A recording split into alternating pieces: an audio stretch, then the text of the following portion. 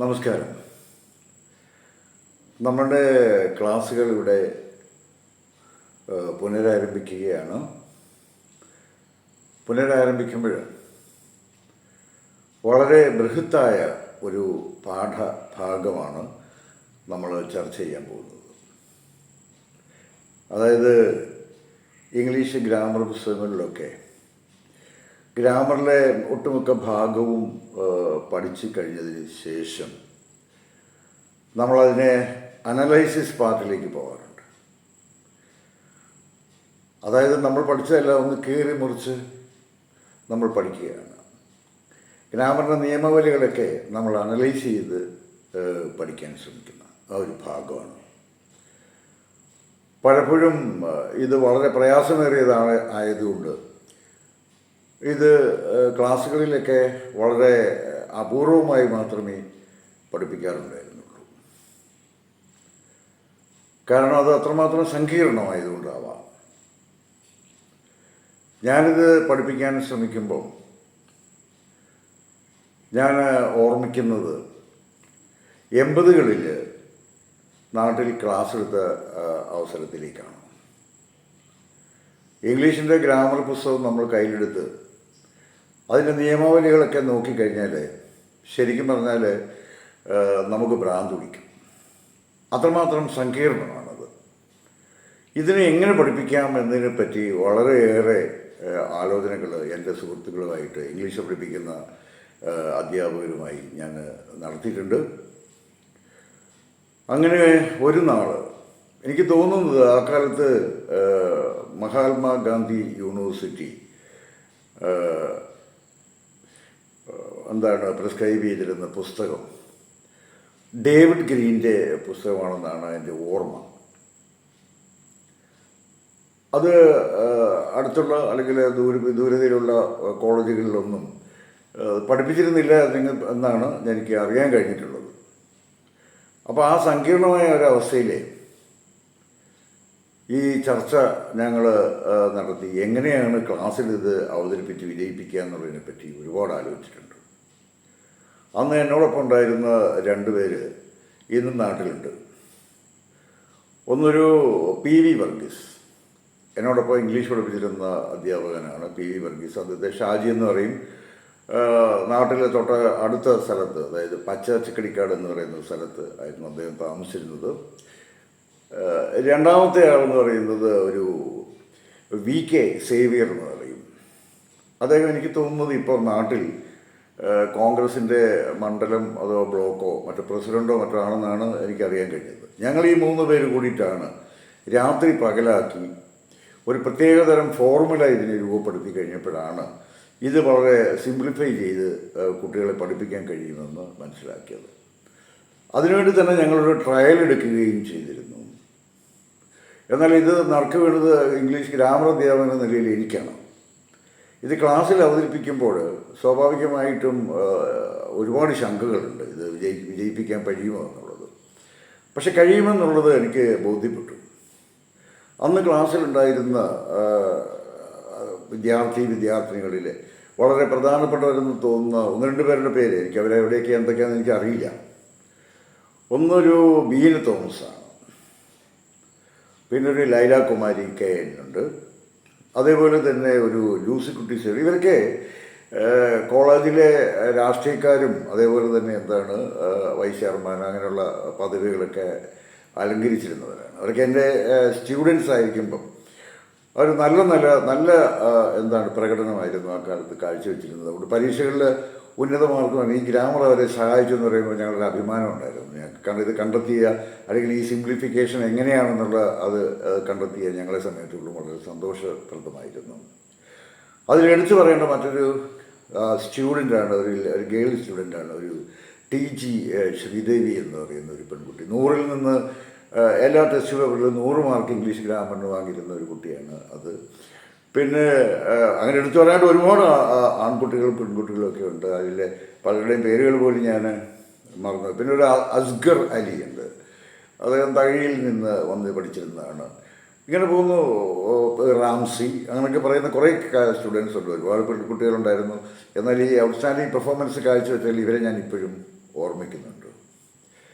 അപ്പോൾ തീർച്ചയായിട്ടും അവരോടും ഞാൻ എന്താണ് എൻ്റെ ക്ലാസ്സിൽ ഇരിക്കുമ്പോഴും ഇത് മനസ്സിലായിട്ടില്ല എന്ന് പറയുമ്പോൾ വീണ്ടും വീണ്ടും പറഞ്ഞ് പഠിപ്പിച്ച ഒരവസ്ഥയുണ്ട്.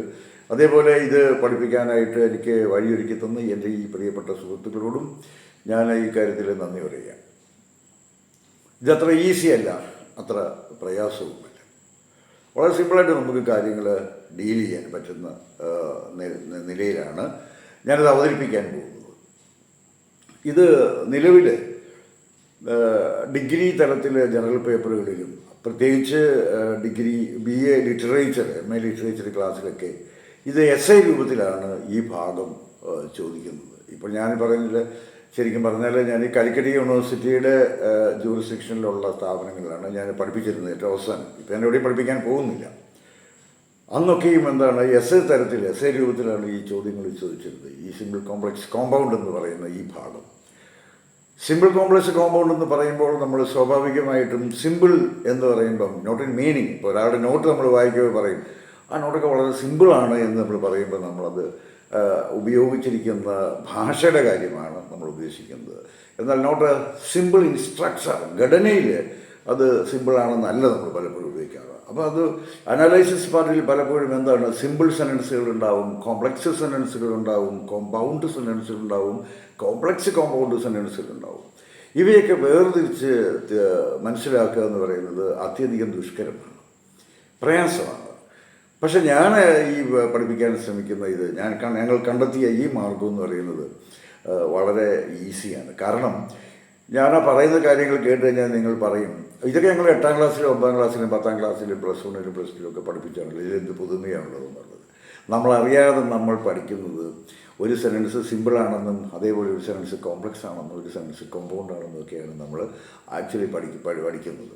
പക്ഷേ എങ്ങോട്ടൊക്കെ ട്രാൻസ്ഫോം ചെയ്യുമ്പോഴാണ് ഒരു സിമ്പിൾ സെൻറ്റൻസിനെ കോംപ്ലക്സ് സെൻറ്റൻസ് ആകുന്നതും ഒരു കോംപ്ലക്സ് സെൻറ്റൻസ് കോമ്പൗണ്ട് ആക്കുന്നതും എങ്ങനെയാണെന്നൊക്കെ നമുക്ക് പ്രത്യേകം വേറിട്ട് നമുക്ക് പഠിക്കാവുന്നൊരവസ്ഥയുണ്ടാവും. ഇതൊക്കെ നിങ്ങൾ ഇതിന് മുമ്പ് പഠിച്ചിട്ടുള്ളതാണ്, അല്ലെങ്കിൽ നിങ്ങൾ മറ്റുള്ളവർ പഠിപ്പിച്ചിട്ടുണ്ടെന്നൊക്കെ നിങ്ങൾക്ക് പറയാം. പക്ഷേ ഈ കോമ്പിനേഷൻസ് നിങ്ങൾക്കൊരു പക്ഷേ ഇത് ആദ്യമായിരിക്കാം. അതുകൊണ്ട് വളരെ ശ്രദ്ധാപൂർവം മാത്രമേ ഈ ഭാഗം നമ്മൾ കൈകാര്യം ചെയ്യേണ്ടത്.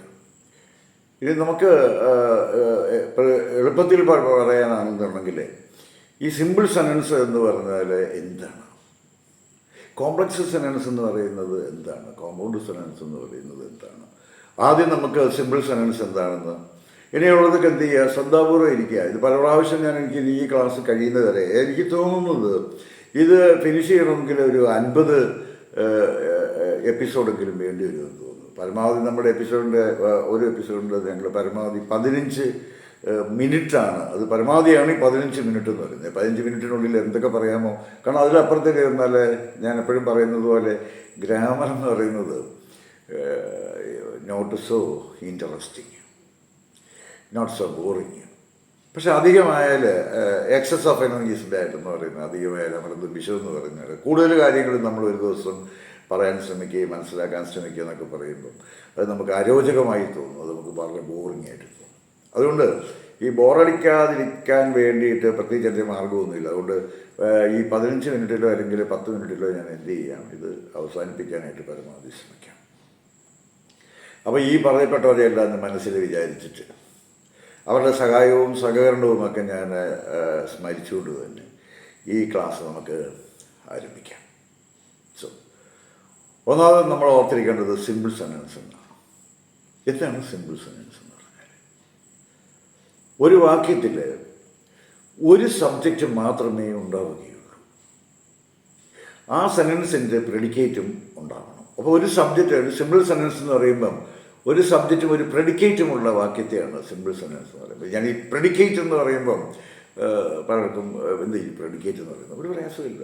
പ്രെഡിക്കേറ്റ് എന്ന് പറയുന്നത് ഒരു sentence I am going to college, ഞാൻ കോളേജിൽ പോവുകയാണെന്ന് നമ്മൾ പറയുമ്പോൾ I am going to college എന്ന് ഞാൻ പറയുമ്പം ആ സബ്ജക്റ്റ് അവിടെ ഐ ആണ്. I am going to college എന്ന് പറയുന്ന ആ വാക്യത്തിൻ്റെ പ്രെഡിക്കേറ്റാണ്. അപ്പോൾ സബ്ജക്റ്റും പ്രെഡിക്കേറ്റും എങ്ങനെയാണെന്ന് മനസ്സിലായി. അപ്പോൾ I am going to college എന്ന് പറയുന്നത് എന്താണ്, ഐ സബ്ജക്റ്റും ആം ഗോയിങ് ടു കോളേജ് എന്ന് പറയുന്നത് ആ വാക്യത്തിൻ്റെ പ്രെഡിക്കേറ്റുമാണ്. ഇങ്ങനെയുള്ള ഒരു സബ്ജക്റ്റും അതിൻ്റെ പ്രെഡിക്കേറ്റുമുള്ള വാക്യങ്ങളെയാണ് സിമ്പിൾ സെൻറ്റൻസ് എന്ന് പറയുന്നത്. മനസ്സിലായി കാണുമെന്ന് വിശ്വസിക്കുന്നു. ഇത് നമുക്ക് ഞാൻ ഇന്നിപ്പം എന്താ ഇത് ഒരു ജസ്റ്റ് ഒരു പരിചയപ്പെടുത്തൽ മാത്രമാണ്. അടുത്ത ക്ലാസ്സിൽ വീണ്ടും ഇത് തന്നെ ഞാൻ പറഞ്ഞുകൊണ്ടായിരിക്കും നമ്മുടെ എപ്പിസോഡ് എന്താണ് ഗ്രാമറിൻ്റെ എപ്പിസോഡ്. ഇതൊരു ഇൻട്രൊഡക്ഷൻ മാത്രമാണ്. രണ്ടാമത്തെ നമ്മൾ പറയാൻ പോകുന്നത് കോംപ്ലക്സ് സെനൻസ് ആണ്. കോംപ്ലക്സ് സെനൻസ് എന്ന് പറയുമ്പം ആകെ കോംപ്ലക്സ് ആണ് എന്ന് പറയുന്നത് അങ്ങനത്തെ ഒരു കോംപ്ലക്സ് അല്ലത്. കോംപ്ലക്സ് സെനൻസ് എന്ന് പറയുമ്പം ശ്രദ്ധാപൂർവ്വം ഞാൻ പഴയ രീതിയിൽ അത് ബോധ്യപ്പെടുത്താനായിട്ട് ശ്രമിക്കാം. അതായത് രണ്ട് അൺഈക്വലായിട്ടുള്ള അൺഈക്വലായിട്ടുള്ള വാക്യങ്ങളെ ഒരു സബ് ഓർഡിനേറ്റിംഗ് കൺസ്ട്രക്ഷൻ ഉപയോഗിച്ച് സംയോജിപ്പിച്ചാൽ അത് എന്താണ് കോംപ്ലക്സ് സെനൻസ് ആണ്.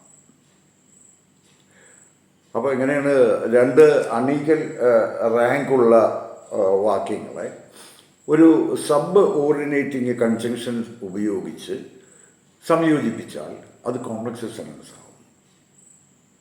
ഇനി അവിടെ കോംപ്ലക്സ് സെനൻസിനെ നമ്മൾ വീണ്ടും പരിശോധിക്കാനായിട്ട് ശ്രമിക്കുമ്പോൾ അതിലൊരു സബ് ഓർഡിനേറ്റിംഗ് ക്ലോസ് ഉണ്ടാവും, ഒരു മെയിൻ ക്ലോസും ഉണ്ടാവും.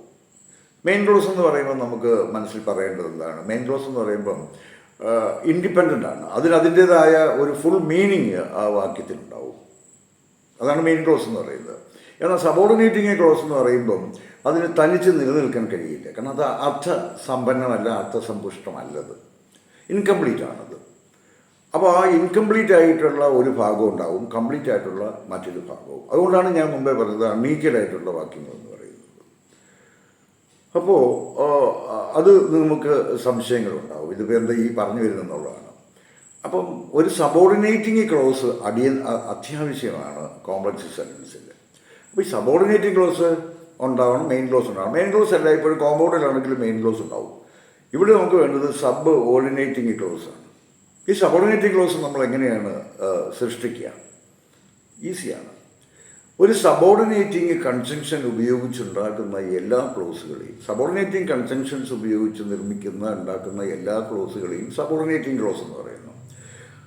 അപ്പം നമ്മൾ എന്ത് പഠിച്ചാൽ മതി? സബോർഡിനേറ്റിംഗ് കൺജങ്ഷൻസ് ഏതൊക്കെയാണെന്ന് നമ്മൾ എന്ത് ചെയ്യണം? നമ്മൾ നന്നായി വായിച്ച് പഠിച്ച് മനസ്സിൽ വരണം. അവയെ കണ്ടാലുടനെ നമ്മൾ തിരിച്ചറിയും ഇത് സബോർഡിനേറ്റിംഗ് ക്ലോസ് ആണ്, അതുകൊണ്ട് ഈ സെനൻസ് കോംപ്ലക്സ് ആണെന്ന് നമുക്ക് ഐഡൻറ്റിഫൈ ചെയ്യാൻ കഴിയുകയും ചെയ്യും. ഇനി ഞാനിത് പറയും എങ്കിൽ പോലും ഇപ്പോൾ എന്താണ് നമ്മുടെ ഈ ക്ലാസ്സിൽ ഇൻട്രൊഡ്യൂസ് ചെയ്യുമ്പോൾ ഇത് പറഞ്ഞെന്ന് മാത്രമേ ഉള്ളൂ. മൂന്നാമത്തത് എന്താണ്? ഒരു കോമ്പൗണ്ട് സെനൻസ് ആണ്.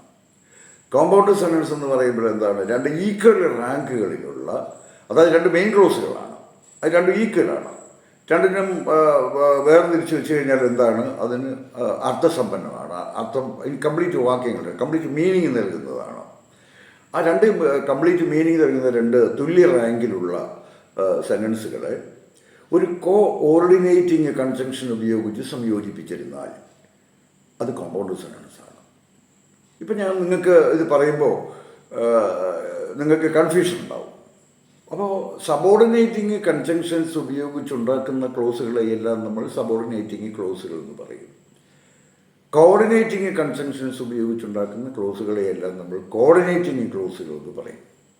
കോർഡിനേറ്റിംഗ് ക്ലോസുകളുള്ള എല്ലാ വാക്യങ്ങളും കോമ്പൗണ്ട് ആയിരിക്കും. സബോർഡിനേറ്റിംഗ് ക്ലോസുകൾ ഉപയോഗിച്ചുണ്ടാക്കുന്ന എല്ലാ വാക്യങ്ങളും കോംപ്ലക്സ് ആയിരിക്കും. ഒന്നാമത്തത് സിമ്പിളാണ്, നമ്മൾ പറഞ്ഞു കഴിഞ്ഞു. ഒരു സബ്ജക്റ്റും അതിൻ്റെ പ്രെഡിക്കേറ്റുള്ള വാക്യത്തെ സിമ്പിൾ എന്ന് പറയുന്നു. കോംപ്ലക്സ് എന്ന് പറയുമ്പോൾ എന്താണ്? ഒരു രണ്ട് അൺഈക്വലായിട്ടുള്ള രണ്ട് റാങ്കുള്ള വാക്യങ്ങളെ നമ്മൾ സബോർഡിനേറ്റിംഗ് കൺജങ്ഷൻ ഉപയോഗിച്ച് നമ്മൾ സംയോജിപ്പിക്കുന്നു. അതിൽ മെയിൻ ക്ലോസ് ഉണ്ട്, സബോർഡിനേറ്റ് ഉണ്ട്. സബോർഡിനേറ്റിംഗ് ക്ലോസിന് സ്വന്തമായിട്ട് എന്താണ്? അത് അർത്ഥസമ്പന്നമല്ല, അപൂർണമാണ് വാക്യം. എന്നാൽ ഒരു മെയിൻ ക്ലോസ് ഉണ്ടാവും, അത് പൂർണ്ണമായ വാക്യം ഉണ്ടാവും. അടുത്തത് എന്താണ്? കോമ്പൗണ്ട് സെനൻസ് ആണ്. രണ്ട് തുല്യ റാങ്കുകളിലുള്ള വാക്യങ്ങളെ ഒരു കോർഡിനേറ്റിംഗ് കൺജങ്ഷൻ ഉപയോഗിച്ച് സംയോജിപ്പിച്ചിരുന്നായിരുന്നു അതിൽ നമുക്ക് കോമ്പൗണ്ട് സെനൻസ് കിട്ടും. ഇതാണ് സിമ്പിൾ കോംപ്ലക്സ് കോമ്പൗണ്ട് എന്ന് പറയുന്നത്. അപ്പം നിങ്ങൾ മനസ്സിൽ ഓർത്ത് വെക്കേണ്ടത് സബോർഡിനേറ്റിംഗ് കൺജങ്ഷൻസ് ഉപയോഗിച്ചുണ്ടാക്കുന്ന എല്ലാ ക്ലോസുകളും സബോർഡിനേറ്റിംഗ് ക്ലോസ് ആണ്. ആ സബോർഡിനേറ്റിംഗ് ക്ലോസ് എന്ന് കണ്ടു കഴിഞ്ഞാൽ അത് കോംപ്ലക്സ് സെനൻസ് ആണ്. അതുപോലെ കോർഡിനേറ്റിംഗ് കൺജങ്ഷൻസ് ഉപയോഗിച്ചുണ്ടാകുന്ന എല്ലാ വാക്യങ്ങളും കോർഡിനേറ്റിംഗ് ക്ലോസുകളാണ്. കോർഡിനേറ്റിംഗ് ക്ലോസുകളുള്ള എല്ലാ വാക്യങ്ങളും എന്താണ്? കോമ്പൗണ്ട് സെനൻസുകളാണെന്ന് നിങ്ങൾ ആദ്യം മനസ്സിലാക്കി വയ്ക്കുക. ഇത് തന്നെയാണ് നമുക്ക് വിശാലമായിട്ട് നമുക്ക് പഠിക്കാനുള്ളത്. അതുകൊണ്ട് നിങ്ങളുടെ പൂർണ്ണമായ ശ്രദ്ധ, അത് എന്താണ് അധ്യാപകരുണ്ടാവാം, അധ്യാപികമാരുണ്ടാവാം, സ്റ്റുഡൻസ് ഉണ്ടാവാം, അത് ഡിഗ്രി തരത്തിലുള്ളവരുണ്ടാവാം, PG തരത്തിലുള്ളവരുണ്ടാവാം, അതുപോലെ താഴത്തെ +1 +2 അതിലും താഴെയുള്ള കുട്ടികളൊക്കെ ഉണ്ടാവാം. ഇവരെല്ലാവരോടും എനിക്ക് പറയാനുള്ളത് എന്താണ്, ഇത് താരതമ്യേന ഇംഗ്ലീഷ് ഗ്രാമറിലെ പ്രയാസമേറിയ ഭാഗമാണ് എന്ന് ഞാൻ അടിവരിയിട്ട് പറയുന്നില്ലെങ്കിലും അത് വളരെ സിമ്പിളായി പഠിക്കാൻ പറ്റുന്ന ഒരു ഭാഗമാണെന്ന് കൂടി എനിക്ക് പറയേണ്ടി വരും. നമുക്ക് അടുത്ത ക്ലാസ്സിൽ എന്താണ് സമ്പൂർണ്ണമായിട്ടും സിമ്പിൾ കോംപ്ലക്സ് കോമ്പൗണ്ട് എന്താണ് എന്നതിനെപ്പറ്റി നമുക്ക് വിശദമായി വിശാലമായി നമുക്ക് പഠിക്കാം. ഓക്കെ, ഞാൻ ജോസ്.